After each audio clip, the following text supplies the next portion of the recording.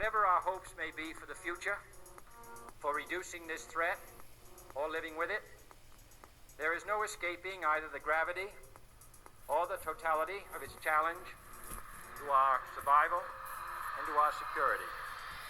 A challenge that confronts us in unaccustomed ways in every sphere of human activity. This deadly challenge imposes upon our society two requirements of direct concern, both to the press and to the President. Two requirements that may seem almost contradictory in tone, but which must be reconciled and fulfilled if we are to meet this national peril. I refer first to the need for far greater public information, and second, to the need for far greater official secrecy.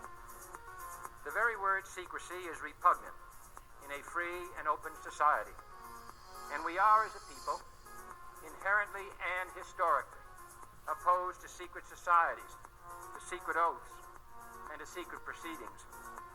We decided long ago that the dangers of excessive and unwarranted concealment of pertinent facts far outweighed the dangers which are cited to justify it.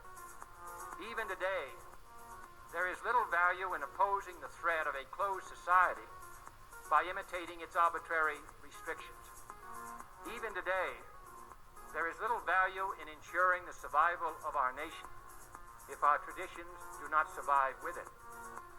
And there is very grave danger that an announced need for increased security will be seized upon by those anxious to expand its meaning to the very limits of official censorship and concealment. That I do not intend to permit to the extent that it's in my control. And no official of my administration, whether his rank is high or low, civilian or military, should interpret my words here tonight as an excuse to censor the news, to stifle dissent, to cover up our mistakes, or to withhold from the press and the public the facts they deserve to know. The projections of the Confederate insurrectionists about their targets, of the high priority targets of the United States, such as David Bowles' national security functions, have been removed for the existence of the overthrow of the government, as is historically normal to the attempts of the existence of the base social contract of the Confederacy. The assumption of the Confederates when targeting various important members of the United States security function for their sedition generates the assumption of the original American policies, which they are blocking and have not allowed to be published or distributed under the specific understanding that it is a contradiction to Confederate infection by the virus of their changing of the definition for the reproduction of the normalization of the customs actively enforced by Confederacy usurping American mechanisms, at which point the belief of the exact pricing should be calculated under the position that each crime should be more expensive than its profits, as well as the additional support structure of how much it costs in order to generate, with additional interests to the victims, as well as the restoration of the mechanism in order to enforce the remedy on the high fine society for the debts against the criminal activities in order to calculate the debts to society mechanism, as well as the function of an eye for an eye and a tooth for a tooth, an injury for an injury, an assault for an assault, a stab for a stab, a defamation for a defamation, etc. At which point the position of these types of physical injuries or otherwise would be exchanged as one version to materialize the alternative to the financial fines if the fines are not enforceable. Given the ability of the Confederates to not receive the fines on the basis of them not being able to afford it, then the injuries and their various calculations on the social norms of the Confederacy, on its retaliation structured under the American order, generates the degrees of the retaliation and punishments which should be proportional to the offense of having participated in the Confederate Klan KKK terrorist contracts at the various degrees, from the trading of the crimes at the top to the brokering of the trades to the gaslighting, gross negligence, security of the criminal network, of the rape culture, which has actively been protected by the invisible empire's use of secrecy in order to enforce the permanent state of their criminal injuries against the general public and for the purpose of their insurrection against its government. The credit under the original network acknowledges David's position as having his network structure or security economy, which would have actively contracted with the United States government for the securities, such as the disillusionment of the debts to society under the ability to pay the contracts by the covering of the speculation on how to afford paying off all of the speculated debts in the punishments which the government would be sentencing them to work off, facilitating from David's structure the ability to resolve the debts to society and general debts in general, facilitates our ability to resolve said issues, especially in the confining of the Confederacy to its Confederate state to pay off all of its liabilities under the collective normalization of those structures, with the purging of the Confederates and the concentration of the permanent state of that. Those devoted, unerringly convinced in the superiority of their loyalties to the Confederacy should be separated from being able to be a public threat to the American people and confined to the Confederacy to pay off the remainder of the liabilities under those agreed structured contracts, relieving the total pressure of the structure.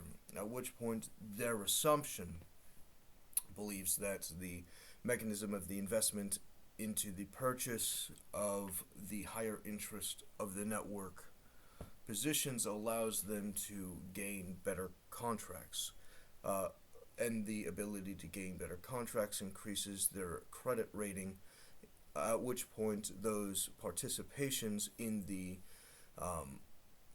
units or special deals for the services of the higher value network interest credit would come into packages which would require them to pay for the total package of the delivered products in order to qualify for specific advantages in the acceleration of their work, as well as the position of developing the credit of their total society, which would be necessary for them to keep a positive credit rating, compelling them to buy the higher products from the network interests in order to keep the credit rating advantage when paying off all of their debts to society, at which point you have the functional series of obligations which they fundamentally expect to have normalized the pre-sale obligations of those packages and its services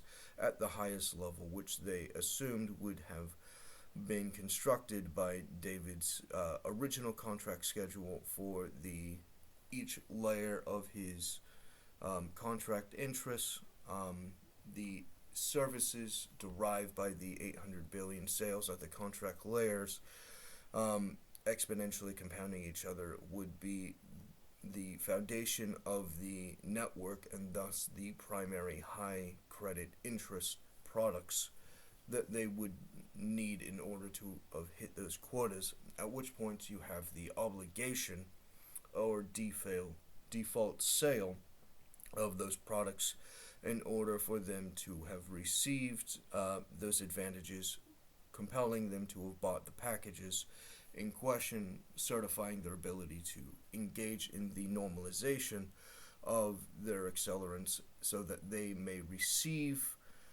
limited punishments, and the limiting of their punishments on the basis of those credits allows them to calculate their network interest that they would write as the definition of what they would be pursuing as an obligation on their contract schedules and obligations as a direct reaction of compulsory sales and thus compulsory work in order to have hit the quotas necessary in order to satisfy those sales while confined inside the Confederate States or otherwise, at which point the assumption of the various punishments that they would believe normal to the Confederacy, which they have contracted their terrorists to conduct against David and the other high priority targets, would actively be used against them, at which point their interest is to surrender at market price in order to beg for mercy, which requires them to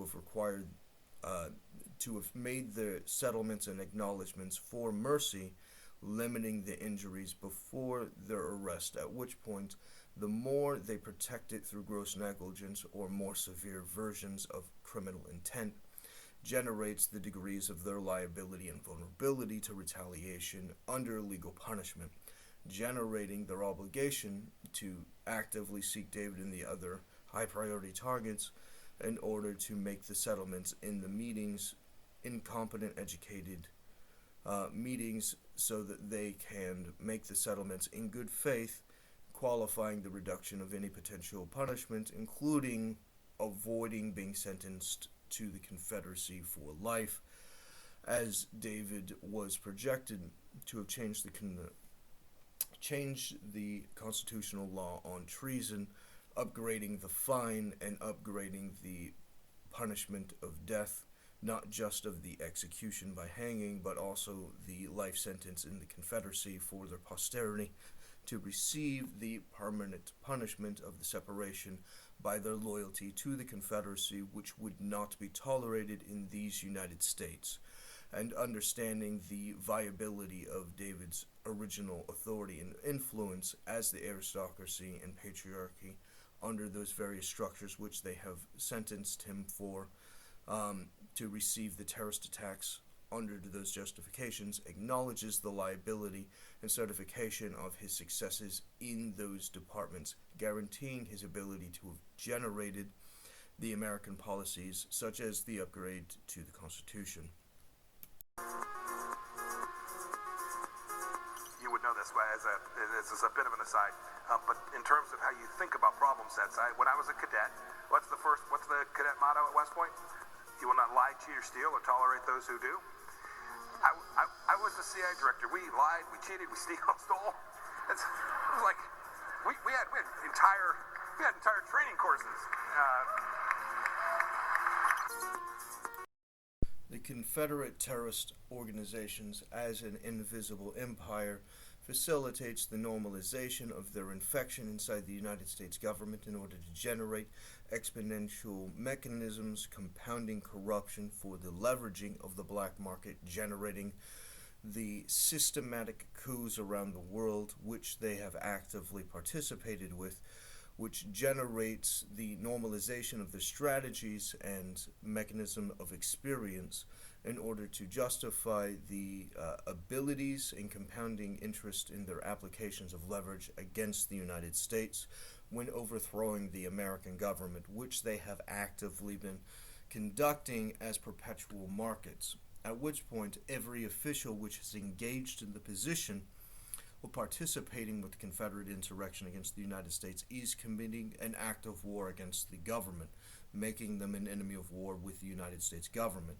Generating these understandings facilitates our ability to calculate the exact liabilities of the compounding interests from the various infections and their side effects, generating a parallel economy of Confederates and their liabilities against the Americans and the American liabilities, which should be calculated from the equipment which their character for David would have already been able to calculate, but with the removal of his faculties and suppression of his status, there is no access to the equipment necessary to understand the exact vulnerability and liability to each party specifically in a good faith impartial mechanism.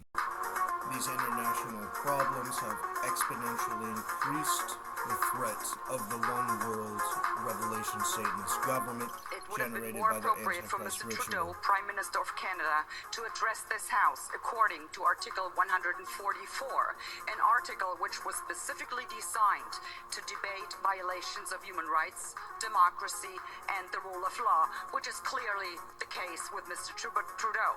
Then again, a Prime Minister who openly admires the Chinese basic dictatorship, who tramples on fundamental rights by persecuting and criminalizing his own citizens as terrorists just because they dared to stand up to his perverted concept of democracy, should not be allowed to speak in this House at all. Mr. Trudeau, you are a disgrace for any democracy.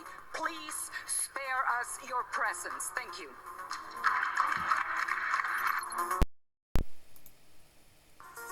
We become involved when disinformation poses a threat to the security of our country. It is when there's a connectivity to a threat to our country. It could be a threat, a connectivity to violence. And what this working group does, is precisely what I would think you would want it to do, which is to take a look at the work, the disinformation work that our department has done, and ask the following questions. Do we have policies? Do we have guardrails? Do we have standards? But here's the to problem. ensure- We can't even agree. We can't even agree what disinformation is. You can't even agree that it was disinformation, that the Russians fed information to the Steele dossier. If you can't agree to that, how are we ever going to come to an agreement on what is disinformation so you can police it on social media? Senator, I have 2 points, if I may finish. Number one, that what this office, what this working group does, is it's not an office. What this working group does is ensure that there are guardrails, definitions, standards to make sure that the free speech rights, the civil liberties, and privacy rights of individuals So are not do you think COVID disinformation threatens our national security? And number two, if I may, Senator, is it your proposition that when the cartels spread disinformation with respect to our immigration policies to try to lure vulnerable migrants to our border illegally? I think you've got no idea what disinformation is, and I don't think the government's capable of it. Do you know who the greatest propagator of disinformation in the history of the world is? The U.S. government. Are you familiar with McNamara, the Pentagon Papers? Are you familiar with George W. Bush and the weapons of mass destruction? Are you familiar with Iran-Contra? I mean, think of all the debates and disputes we've had over the last 50 years in our country. We work them out by debating them. We don't work them out by the government being the arbiter. I don't want you to guardrails. I want you to have nothing to do with speech. You think we can't determine, speech by traffickers is disinformation? You think the American people are so stupid they need you to tell them what the truth is? You can't even admit what the truth is with the Steele dossier. I don't trust government to figure out what the truth is. Government is largely disseminating disinformation. The Confederate infection has actively conducted various operations of defamation, including the targeting of members of the government under the American Republic without the obstruction, in the implementation of the strategies to remove government officers and viable mechanisms to American national security, have generated positions of systematic fraud against the government in order to systematically replace the United States with the Confederacy, including the position of arresting problematic national security functions to threats to the United States, doing security properly, which having to accept criminal guilt under kangaroo courts, of having to choose what thing that they are going to fraudulently be guilty of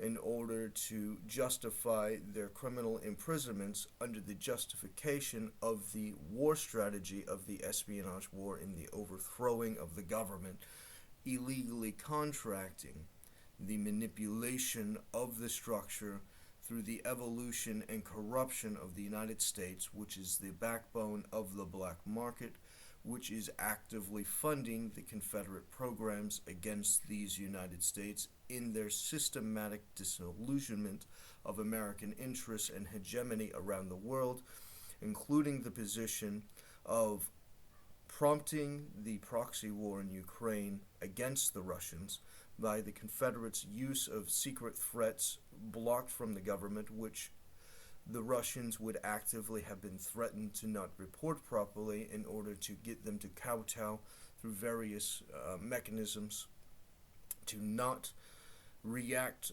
in the correct reports as to justify their actual arguments, which they were correct, obfuscating the truth into the position of forcing them to receive a criminal injury that they would not have otherwise received by the basis of censoring key information, which could have otherwise allowed for the existence of David's character and his security in their treaties to have generated the peace in question, protecting the Russians from the Confederate threat, dissolving the tensions altogether, which would end the Confederate racist plot to eradicate this law. We had a good discussion on ensuring global energy security and adequate oil supplies to support global economic growth, and that will begin shortly. I'm doing all I can to increase the supply for the United States of America, which I expect to happen. The Saudis shared that urgency, and based on our discussions today, I expect we'll see further steps in the coming weeks. Are you worried about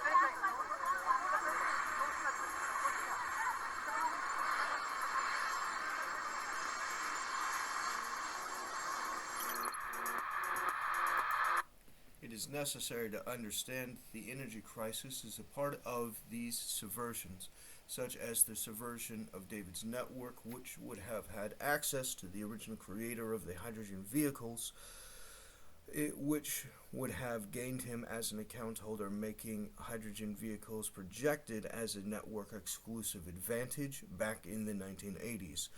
Generating the network normalization of hydrogen vehicles and their fuel centers for their gas stations, at which point their fueling stations and the mechanism of the investment into the energy creating those mechanisms would have structurally progressed the ability of the normalization of the clean energy fuel structures, which has actively been subverted by the Confederacy using the wizard communism contracted by the double agents inside the government, which have systematically pre-planned the economy as the enforcement of their central planning is the subversion of the free market, choosing winners and losers on the basis of Confederate interests in the destruction of the United States in the coup, at which point, having picked winners and losers, they have actively suppressed who can be able to sustain themselves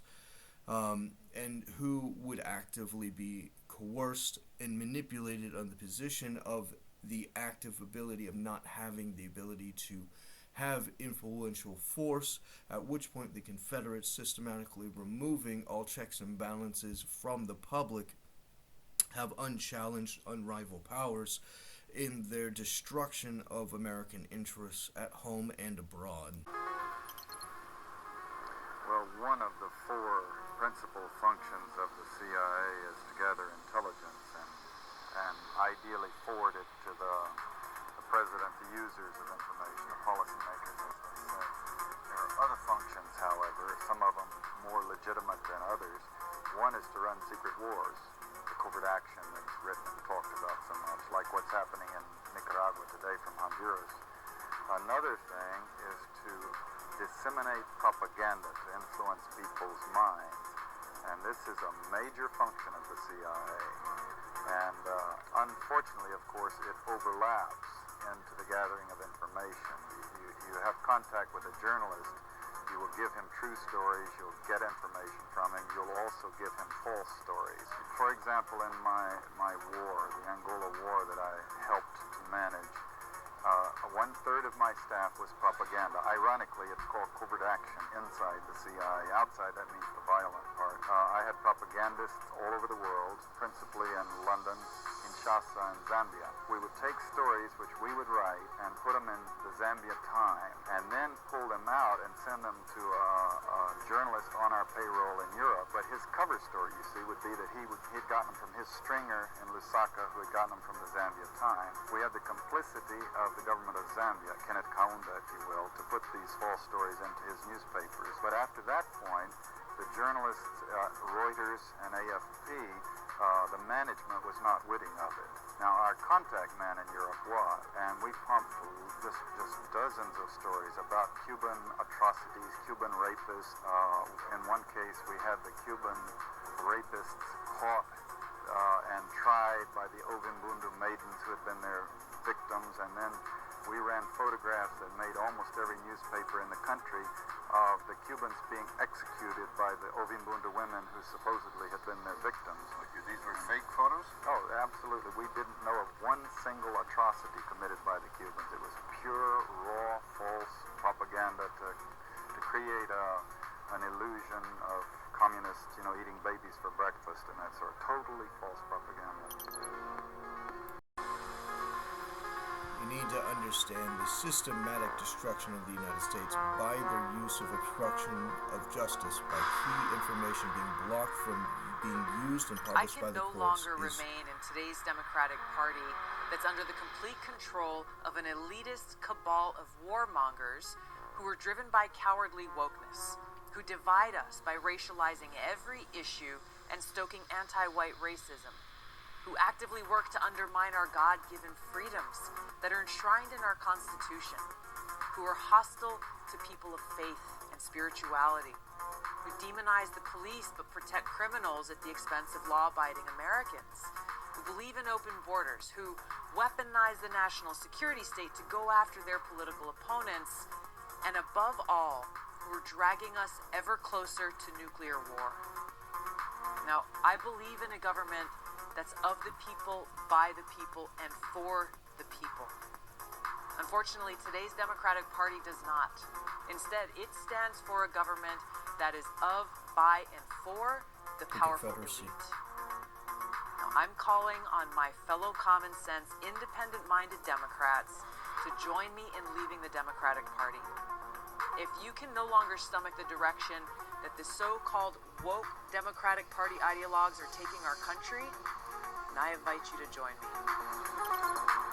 It is necessary to understand that David's character, having been targeted, was assumed to be an extremely viable political party, and as the Democrats and the Republicans raced to the bottom for being publicly acceptable in their various policies to injure the general public, David's party would not have conducted these injuries, as the enforcement of the total competent position, such as the political social medias through his network, would have generated the most competent policies from around the country, which had actively been submitted under the original estimate, which would generate the actual competent results desired by the public, getting David's character more votes through his party, at which point the power brokering of his structure would actively be able to exchange with the other parties,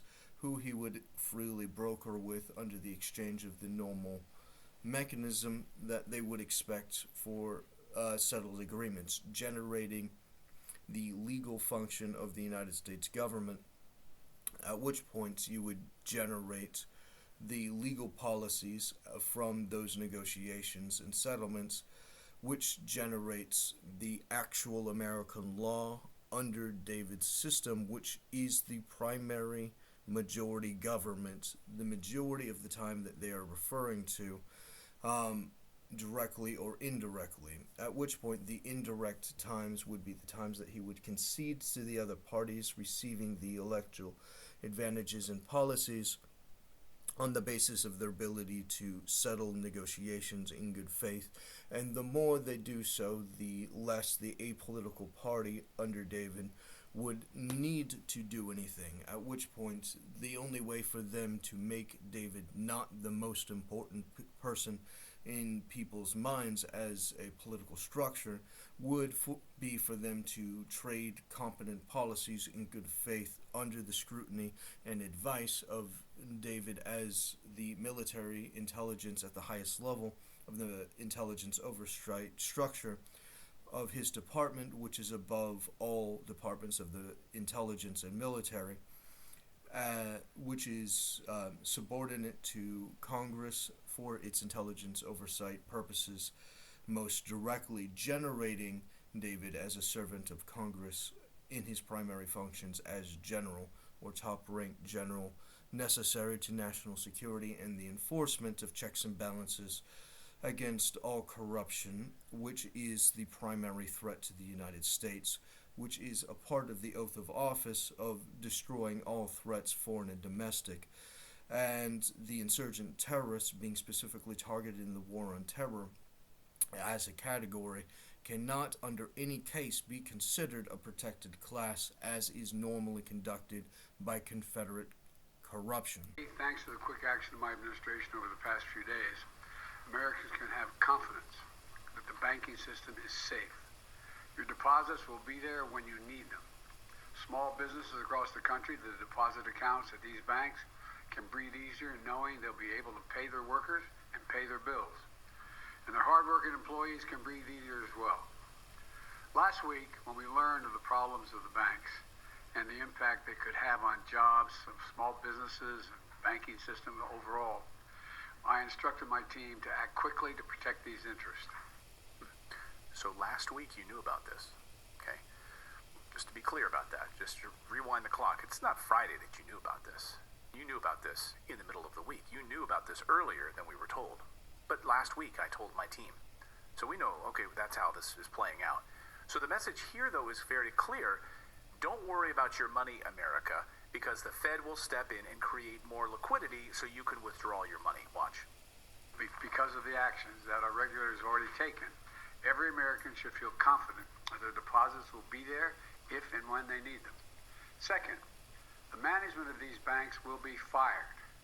If the bank is taken over by FDIC, the people running the bank should not work there anymore. Third, investors in the banks will not be protected. They knowingly took a risk, and when the risk didn't pay off, investors lose their money. That's how capitalism works. Oh. Which of these foods, is that how capitalism works? He's giving us a lesson in capitalism. Oh, okay. You know, like, so here's how capitalism works. We pick winners and losers, and we, the federal government, pick winners and losers, and then we print more money to bail out certain people. Yeah. That's how capitalism works. Just so we're clear on that. Okay, cool. I think it's the wrong ism. Yeah. Socialism or something. I don't know. Yeah. Go ahead, Philip.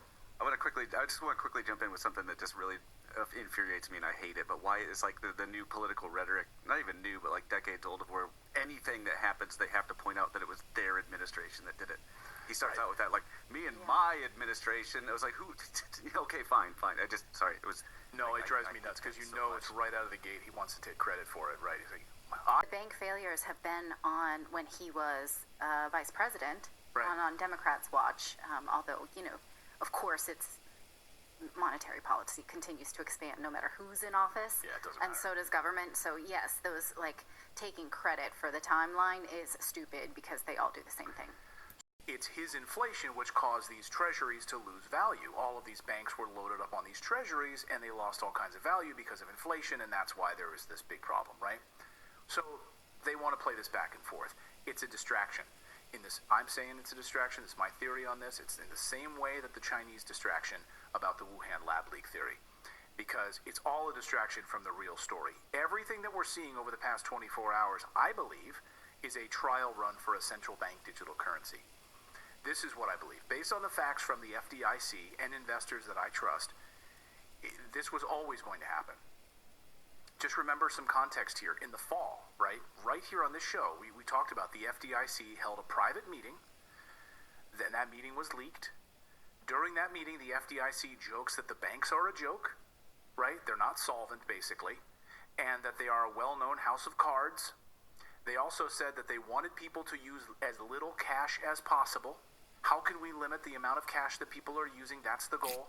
And when the problem hits, they would release this information on a Friday night so as not to have further panic, right? They want this to hit. They're going to release it on a Friday night. Isn't it kind of crazy that all three of those things just happened on a Friday night? Watch, this is the FDIC. How would we use targeted guarantees to allay concerns about excess cash use? There's a lot of questions here.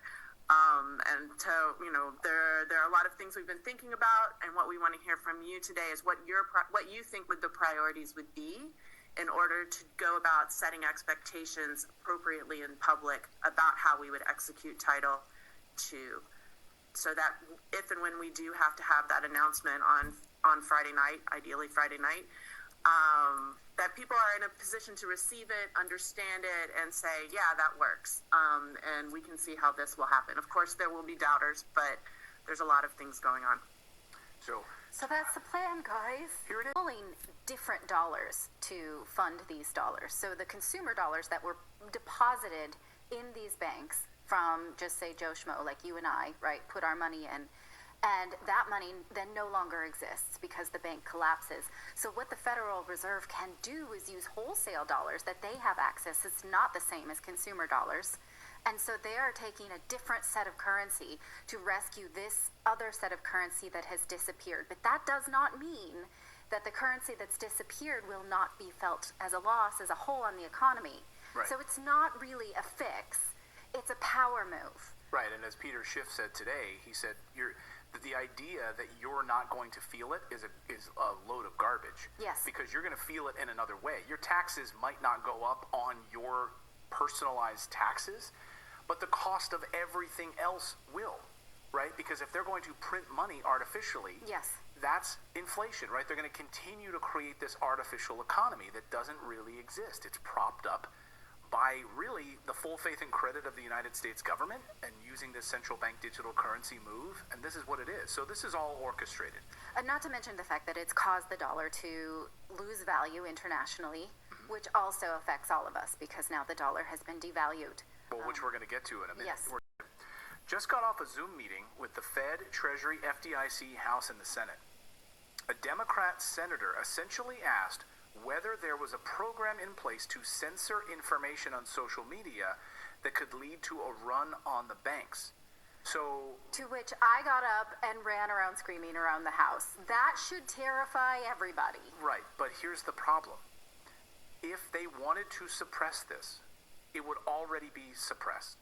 If social media, Google, and all of this big, deep state cabal wanted this message of bank runs suppressed, it would be. They don't we wouldn't be allowed to do YouTube videos but on they it. want the power to suppress it. That's what's scarier. Not that they would do it this time because the cat's out of the bag and maybe there's a method to that madness. Yes, I see where you're going with this. But the fact that they could then use this collapse to gain more power, the same way that they use the vaccination program to now take this power out of doctors, of what they can and cannot say. Well, that's my point, though, right? So, around COVID or the Ukraine war or any number of issues where it's been suppressed and kept away from you so you don't learn the truth about it, social media and the deep state has an amazing mobility opportunity where they roll out and they do this immediately. So if there was a real big concern about bank runs, you wouldn't see YouTube videos on it. You wouldn't see, arguably you would still see tweets if Elon Musk is still there, but you wouldn't see it all over the nightly newscasts. Yeah. It would be suppressed. Nord Stream, right? Here's an example, right? It shows up on no nightly newscasts. It's largely suppressed. COVID, all of these things. And so I think they want you to know about this so that you are more inclined to want to move to a central bank digital currency. Yes. Exactly. Yeah, I see. Exactly. Yeah, I see where you're going with that. But then I think about all of the people who then study tax law and think about, like, how do I maximize my money? How do I, and those people now you can remove the ability to thrive inside the rules of a system. Like we think about our friend Tom Wheelwright at the Wealthability Network. Great podcast if you want to talk about wealth maximization. he wouldn't be able to say anything that he says now based on these rules, because he tries to help people make money and pay less taxes by the rules, that there would be no more room for interpretation. You're all here and subscribed. We're going to talk about the fleecing and the fleeing U.S. dollar and how, wow, the value of the U.S. dollar is really plummeting as it relates to a reserve currency around the world. We've been seeing the fractures and the fissures on that. Tucker Carlson's going to be joining us to talk about the January 6th video footage release and the backlash around that. We're also going to look at the CDC versus the Florida Surgeon General and what's going on there, the back and forth between, politics and politicians. Yeah, politics. The war of hyperlinks as it relates to the vaccination program. Well, because we're talking about financial literacy, it's a good time to tell you about our friends over at Rocket. These excellent examples of the Confederate injury against the United States required the absence of David's character for the criminal injury to be enforced, at which point you have the mechanism of the compounding strategies from every which angle to engage in the criminal exercise of the abuses, compounding the interest of the total injury to the United States globally. At which point, their abuses against David isn't just the attacks against David. For the sake of this channel, you have the acknowledgement of the low views as an example of not spreading the defamation, which is the unedited version of the actual reports, as the abuses have actively prevented the editing and finalizing of competent scripts and reporters under the War on David obstructed national news corporations and its subordinate companies, which this channel would have been a part of. The unedited version, the intoxicated, drunk version of the reports are, to the best of the ability, correct information without the sobriety necessary for its final version, at which point the mass distribution of the videos for high viewership would be a defamation against David, which is the purpose of the compulsion of the creation by the use of the criminal injury by the structure, at which point it is a physical danger to David for these products, for these videos, and the educated subordinate source materials in the descriptions and in the pinned notes generates credible exponential threats against his life and his safety and his ability to function as a living thing, at which point you have the extortions from the system, which have exponentially compounded themselves in the black market for the subordination of the larger criminal contracts, which has at its foundation the interest of creating the one world Satan government from the Antichrist in Revelation, which requires the Antichrist rituals, at which point the contracts from the black market for the Antichrist rituals is the fundamental agenda, at which point their limitation of their retribution and retaliation and hatreds against David are limited in order to support the larger injury against the globe and human race abroad, at which point if they had spread it adequately, they would have had to forfeit the Antichrist ritual, which stops the sudden release of his title. If the ritual is complete, then they could replace David in his restored title in the value owed to him across the world, establishing the one world government. And if the ritual is finished, then he is subordinated to the inevitability of being overpowered by the spirit of Satan or the spirit of Antichrist, which is the government nerve-hacking surveillance and other techniques by their defrauding of the court mechanisms, which generates the larger use of the structures for the abuse society from the Confederacy and the lynch mobs to found the larger enforcement of human torment, as a status quo function throughout society, as the fundamental basis of their existence as a society, is maximizing the abuse, is maximizing the cruelty. Their social contract is cruelty. Their existence as a collective community is to maximize cruelty, to maximize injuries, to destroy human interests. At which point you have the example of the original schedule, which acknowledges the suppression of David's status in order to subvert his original interests from the necessary force in order to win, which would have been generated their obligation to invest into purchasing contracts, beating out the market in order to gain the influence, which they could have done, which they had no interest in doing, which they actively invested in the subversion for the specific purpose of making it impossible to do necessary force in order to win. It would compel them, if they had been reasonable, to sacrifice the terrorists and pay their debts and take the shorts, take the hits, and then move on, which would have required them to have not suppressed the status or human decency, which would have compelled them to have arranged the original projection of romantic relationships, which would have actively disrupted their rape permits, on the basis of David being convicted as the patriarchy. He would have managed the sexual markets through free associations, which is a specific subversion of their use of terrorism, of social engineering the sexual options of women, which the X's projected from the short-term contracts would be socialized and promoted in order to get revenge against him on the basis that he would become an X, and they could get the retaliation under these mechanisms. If they did not, they would have to go through with buying the attention at market price. At which point, the rape permits, having already been sold, actively reinforces itself for the funding of the other crimes under the mechanism of the abuse and cruelty, generating the funding for their society at its larger crime mechanism.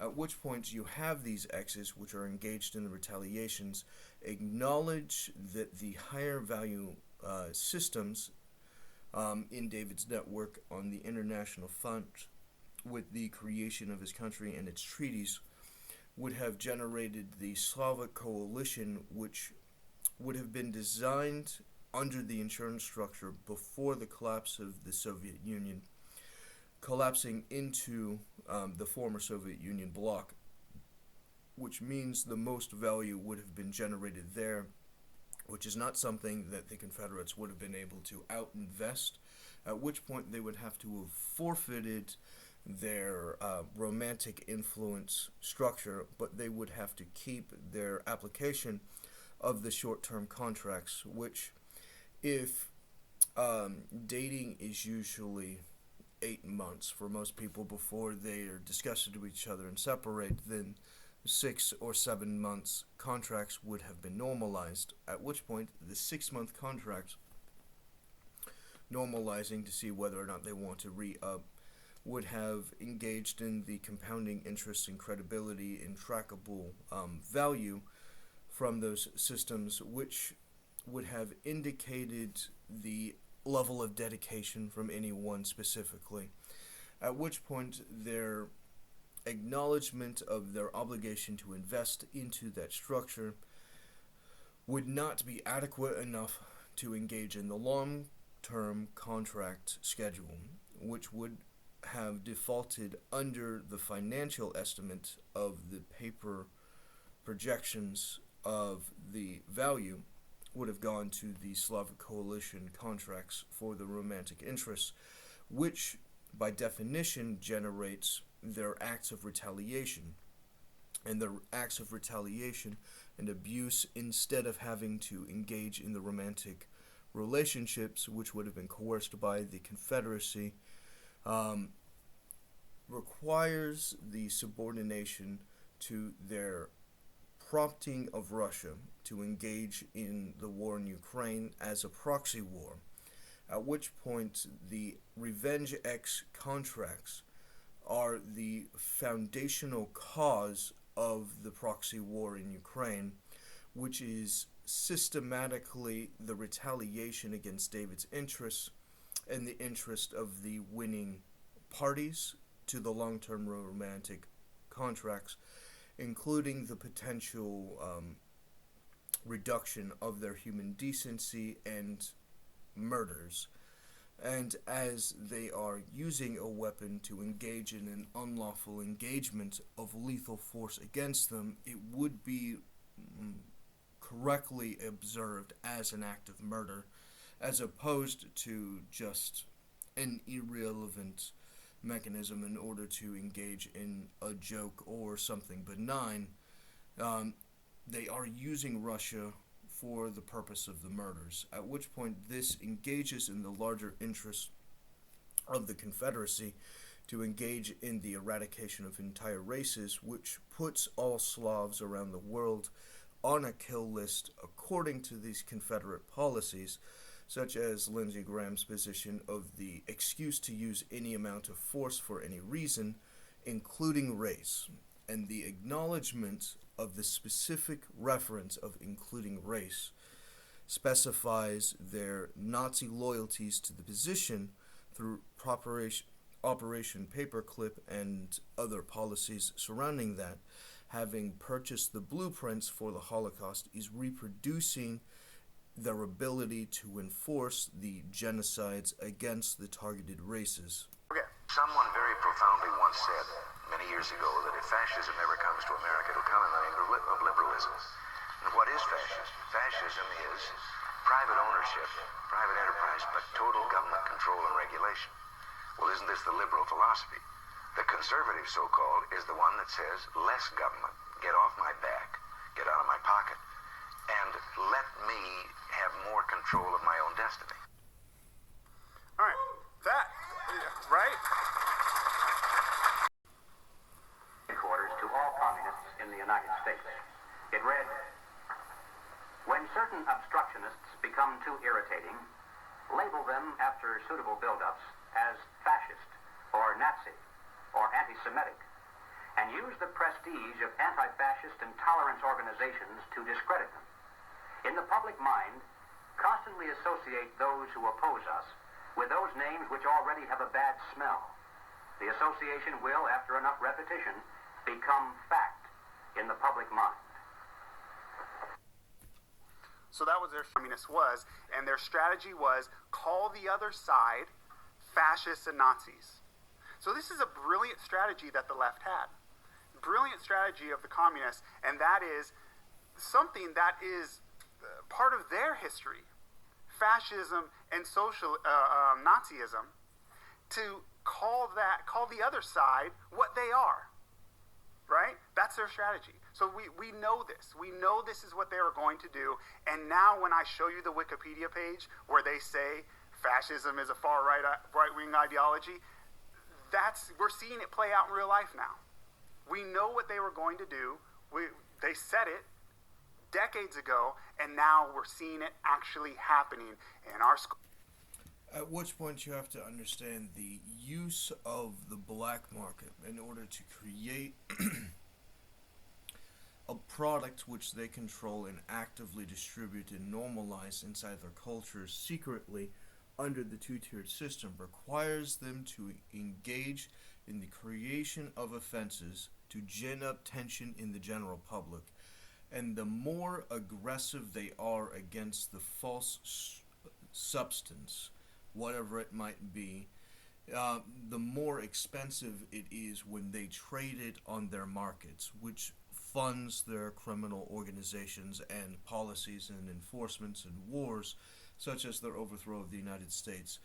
At which point the existence of those black markets being aggressed against is the funding of their existence, at which point the Trojan horse is the removal of the ability of any security to block the products, at which point if you want to actually stop any of the substances created from their version or variation of the learned elders of Zion of genning up false moralities to enforce, creates the funding, is the source material, is the endorsement, is the validation of the market, is the aiding and abetting of the market, is the engagement of the human sacrifices necessary in order to continue the longevity and permanence of their exotic goods. And the more aggressive you are against it, the higher value it is in their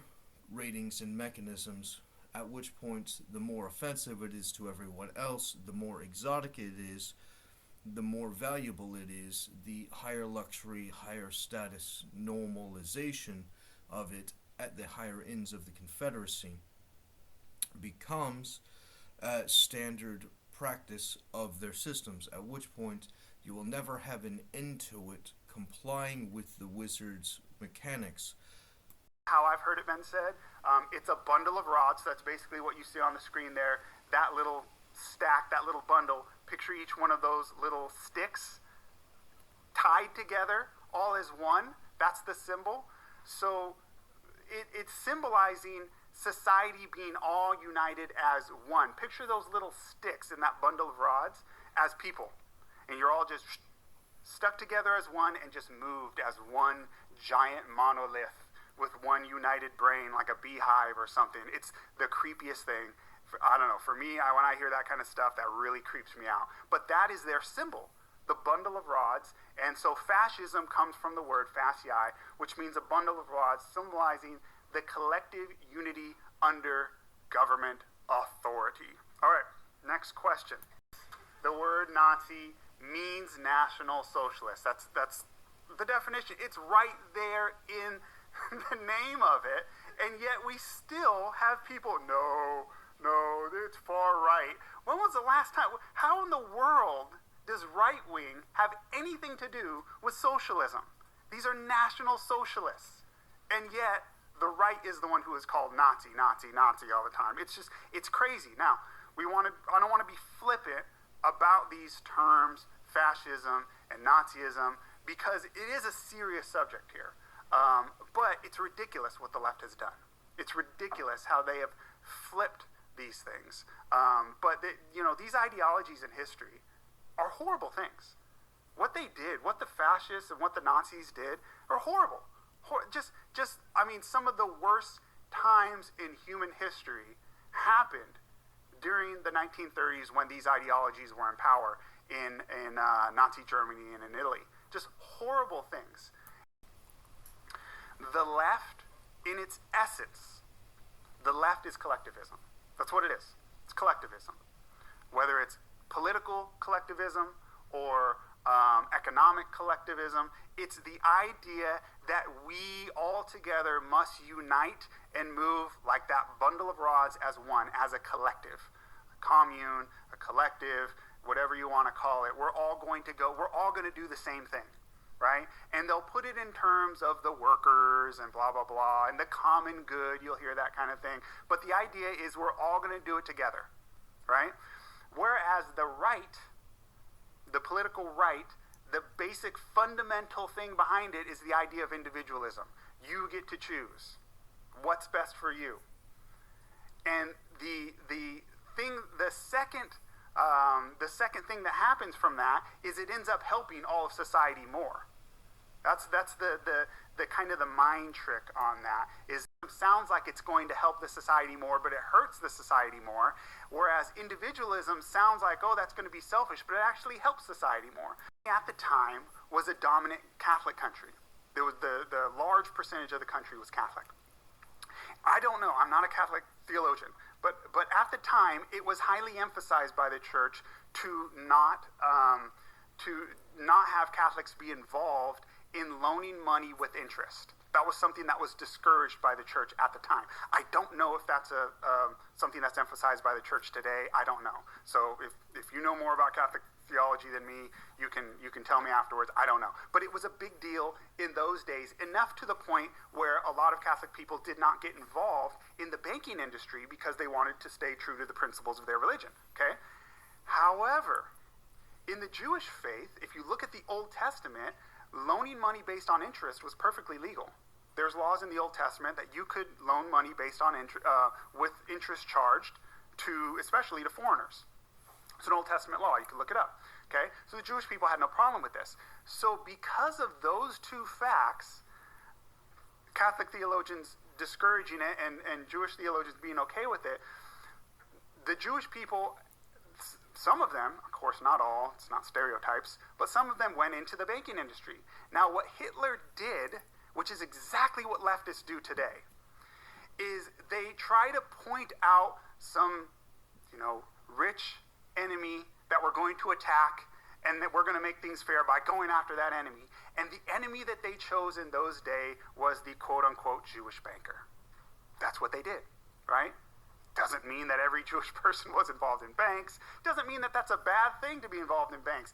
Banks help create a lot of wealth for a lot of people, right? There's nothing wrong necessarily with being a banker, any more that there's anything wrong with being a teacher or a doctor. There's good bankers, bad bankers, good doctors, bad doctors. You get the point, right? But what Hitler did is he tried to say that he made a scapegoat. I'm going to blame all society's problems on that group. And so he attacked the quote-unquote Jewish bankers of the time. And so the Nazis in their platform said to loan it based on interest, we're going to outlaw that and make it punishable by death. So you need to understand that the Nazis attacking the Jewish people was not just for no reason.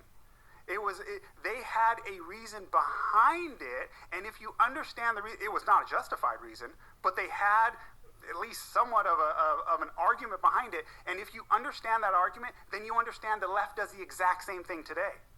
In fact, if you want to look at how this happens today, you can basically look at the headlines from the left in the newspapers and so forth, and all you have to do is replace the word Jewish banker with white CEO or white executive, right? And it's the exact same rhetoric. It's scary stuff. It's scary stuff, what they're doing. Now, of course, we haven't gone as far as they did in the Nazi era, but it's the exact same rhetoric and it's the exact same logic. Those are the big bad guys and we're going to come after them, right? It's disgusting. But that's what the left did back then and that's what they're doing today. Okay, so they wanted to outlaw usury. I went over that in detail because I want to be careful with my language on that. All right. They outlawed unearned income, so this is basically the idea of making money without having to work a manual labor job for it. So this is going to be like, collecting rent, something like that. Again, the idea is to attack the people who, rich people. Attack them, they're the source of your problems. Notice in left-wing ideology, it's always, I'm going to go get them for you. I'm going to go get the big bad guys for you. It's not, I'll solve your problems, and they never do. It's just, I'm going to go get even for you, right? And that's just an excuse for, I'm going to go take the wealth from those people and have it as my own. That's what the learned elders of Zion position of destroying the aristocracy, which is support and foundation and validation of the security of the people, is an active aspect of these strategies which they are applying. At which point the talking out of both sides of their mouth mechanism generates the ability for these criminal retaliations, which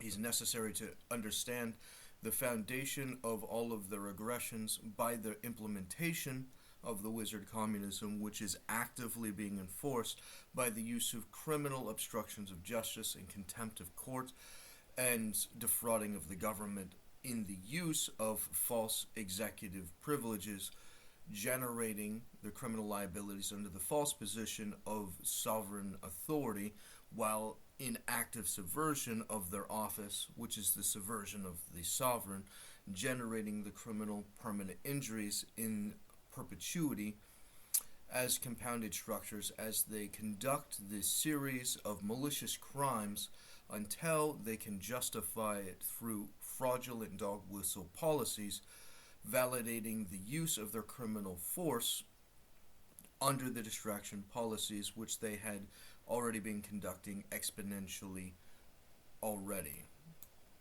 Leaders of communists always do. That's their excuse. And they make you think you're getting some kind of revenge, right?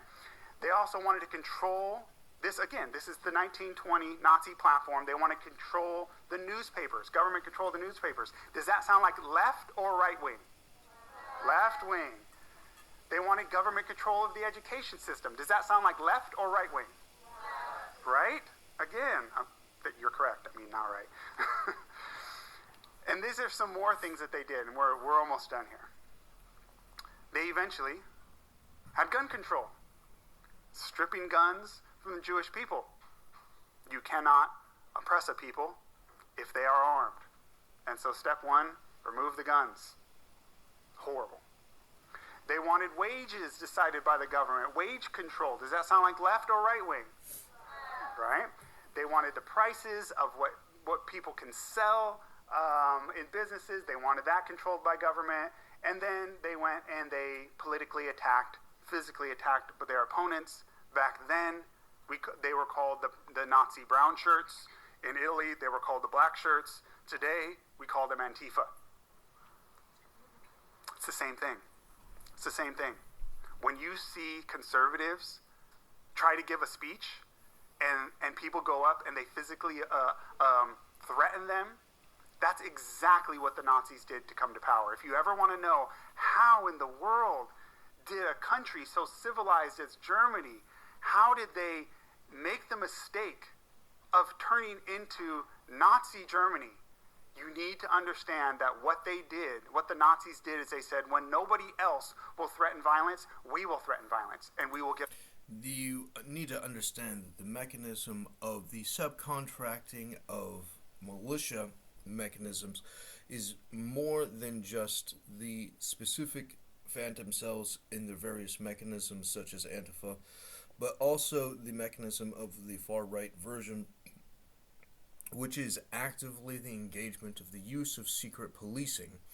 And the use of secret policing, such as the governor of Florida actively chipping away at exposure laws, such as the use of executive functions blocked from being published in Florida, which has actively been aggressive about publishing all functions of the government to the public, increases the secret police terrorist organizations, at which point you would not see the majority of the material violence actually being experienced by the general public, as the government double agents are actively conducting it and obstructing it from the courts and blocking it from the general public's awareness of the activities in its correct function and equipment, which is actively purchased by the military in order to engage in their espionage terror campaigns for their KKK overthrow of this society, generating the social engineering by the use of surveillance, no-touch, plausible deniability techniques, generating substantive changes to the general public, at which point you need to actively investigate the function of secrets, which, like the Holocaust, is the mechanism of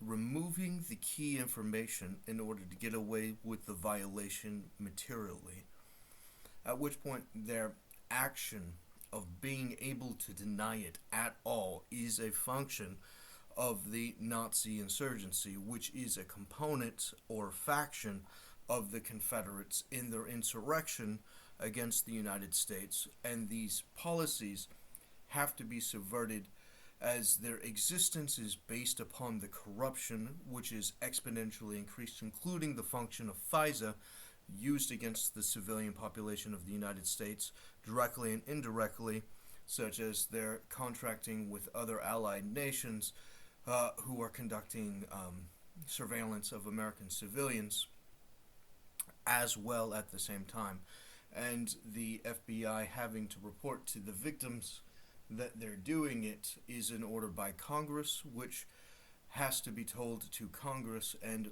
the majority are assumed to have not done so in a timely manner, at which point the activity of increasing the amount of time that they have before they can confess to the existence of those criminal missions facilitates the wellness of the position, allowing for Congress to not react adequately or with enough force on the basis of the awkward positions, releasing the information at awkward counterpoint interest times, generating the security and normalization of expo facto terrorism for in-practice policy, normalizing the customs against reasons for the use of permanent insurrection. Our way that way. That's what they did. That is what's happening in America today. Antifa comes in and they just bully. They just bully. And you are not told who the father of fascism is, because if you knew, you would understand that it's left wing. That's why you're not told. That's why they don't tell you this. The father of fascism was Giovanni Gentile. And if you study his writing, he was a socialist. He was here's some of the quotes. I'm not going to read all this. Go later on and look these quotes up. Watch the recording of this, and you can screenshot these. He says, for fascism, the state and the individual are one. That is creepy, right? He says the authority of the state is not subject to negotiation. This guy was a dictator. This is creepy stuff, right? I'm not gonna read the whole thing. He said, all is in the state and nothing human exists or has value outside of the state. Creepy stuff. Now, this was written by Mussolini, which is why I gave you partial credit for that answer. But historians will tell you that Giovanni Gentile wrote these words for Mussolini. So that is what the father of fascism believed. Now, if you want to know more about this stuff, you want to dig deeper, I recommend highly getting the book, The Big Lie by Dinesh D'Souza. All the details, gives all the quotes, exposing the Nazi roots of the American left. In that book, he talks about the history of both Mussolini and Hitler and their followers, and he exposes how basically all the leaders of both Nazism and fascism were all socialists. They were just all socialists. And fascism was just a slight modification of socialism. That's all it is.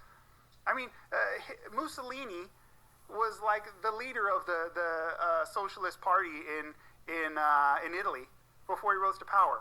He was the editor of their main newspaper for long time, okay? So I'll get to your questions. Keep it in mind. We'll do a Q&A. But that's who these people were, okay? Summary. Let's wrap this up. And again, watch the recording of this if you want to get the notes so that you can share this with your friends. Communists' strategy, they told us, was to call their enemies fascists. That's their strategy. We've seen that leftism is collectivism. Fascism essentially means collectivism. It's the bundle of rods, right? The name Nazi means National Socialists, right? And then if you look at the 1920 Nazi platform, it's all about government control. All about government control. The father of fascism, Giovanni Gentile, says it was collectivism. It's all about state control. Everything's in the state. Everything controlled by the state. And all the fascist leaders of Germany and Italy in the 1930s, they were all socialists, right? So the idea that fascism or Nazism is somehow right-wing is absurd, friend. What that means is, in essence, you have a brain. You can see for yourself the evidence. You can add 2 plus 2 together in your own mind. You're smart enough to do that. And you know for a fact that 2 plus 2 equals 4. You know that. The essence of government authoritarian dictatorships is for them to have so much power that they can tell you, no, 2 plus 2 is 5. And you believe it because you just give your mind over to the state. They have that much power.